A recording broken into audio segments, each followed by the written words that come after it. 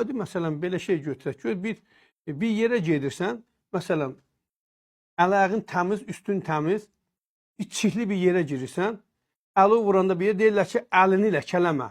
Söhbət özündən gedir, özünü ləkələmə. Çünki əlin batacaq orada.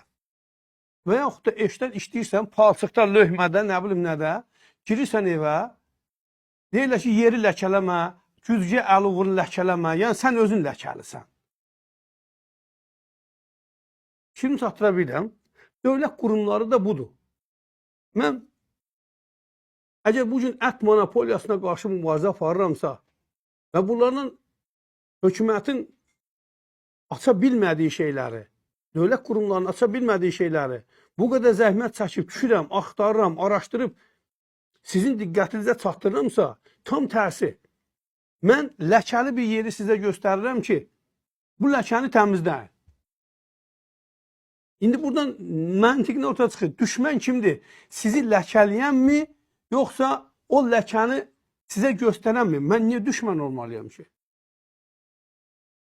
Mən niyə düşmən olmalıyam?